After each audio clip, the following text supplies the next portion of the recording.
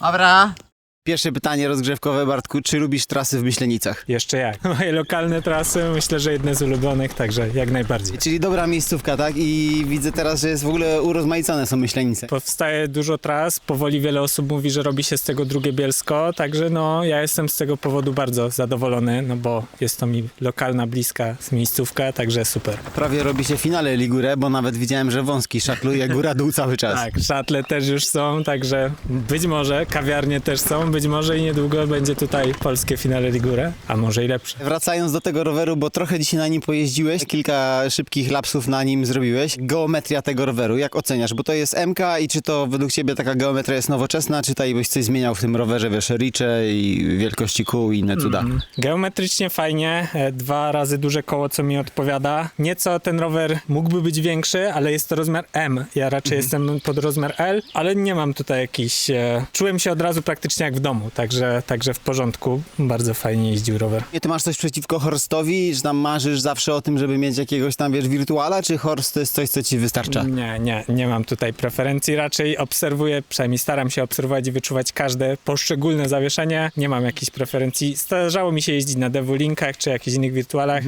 I uważam, że Horsty też są w porządku zrobione i tutaj nie czułem potrzeby, żeby było coś innego. Zawieszenie w tym rowerze, bo tu nie jest jakieś topowe, tu jest taki w zasadzie bazowy zep na prostym tłumiku i też deluxe damper ze zbiorniczkiem, ale tylko z regulacją reboundu. Potrzebujesz coś więcej? No jeśli by to był mój prywatny rower, rozważałbym tutaj zmianę tłumika, ale też byłem zaskoczony, jak dobrze ten tłumik działał. W zasadzie ustawiliśmy go w 5 minut, nieco dopompowaliśmy, szybkie parkingowe ustawienie reboundu i super jeździł ten rower. Nie spodziewałem się tego po tym tłumiku, także zdecydowanie lepiej niż myślałem, ale potencjalnie jakbym miał się na nim ścigać, no to jest rzecz, którą można by ulepszyć, ale też naprawdę można na nim dużo pojeździć.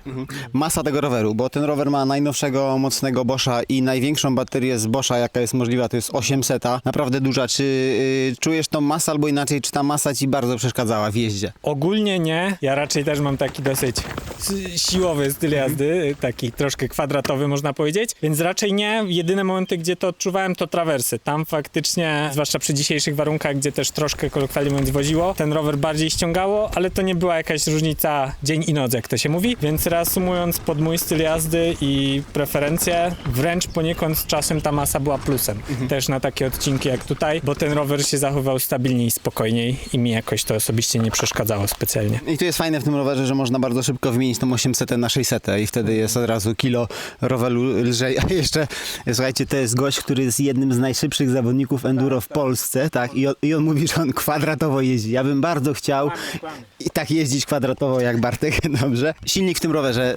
Lubisz takie mocne motory, czy wolałbyś słabszy silnik, czy się to przydaje czasami? Względem tego, co też ostatnio u ciebie miałem okazję testować, lekkiego elektryka versus takiego, zdecydowanie optowałbym za takim zakupem, pełnoprawnym, że tak powiem, grubym elektrykiem. A dlaczego? Głównie przez zasięg i właśnie moc.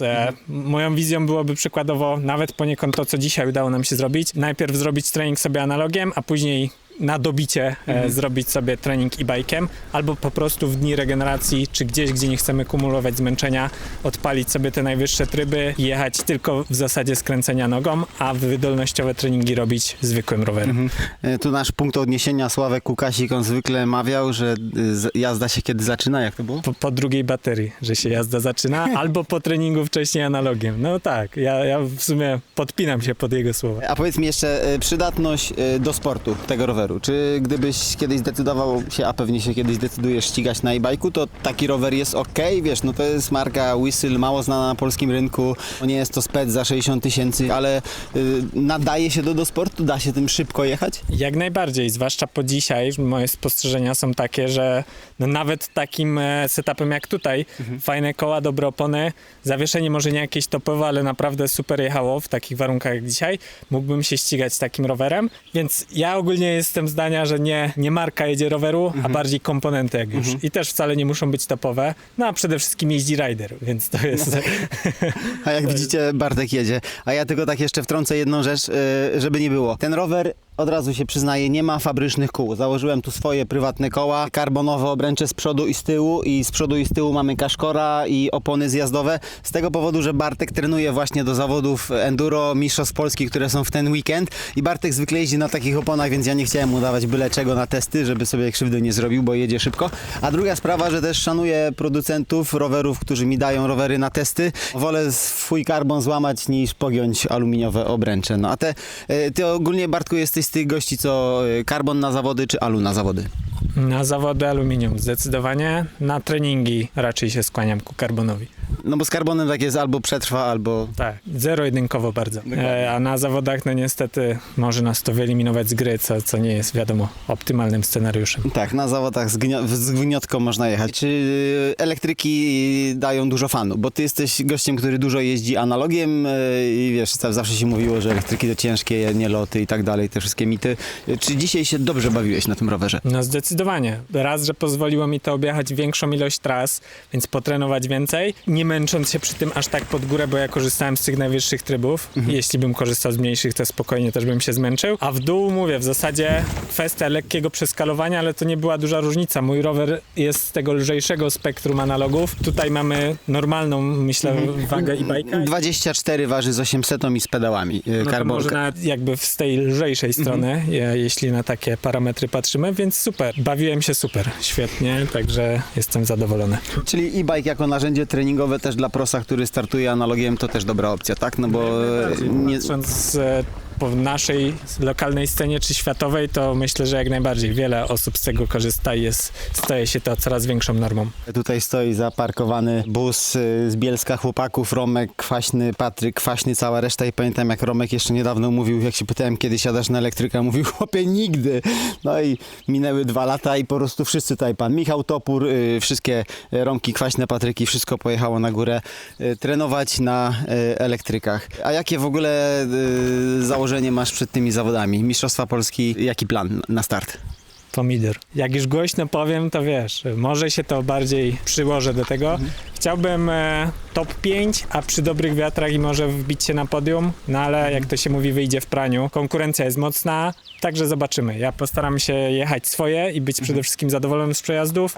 Jeśli to da fajny wynik, no to nic, tylko się cieszyć, ale przede wszystkim chcę, żebym nie popełnił jakichś dużych błędów i był zadowolony z przejazdów.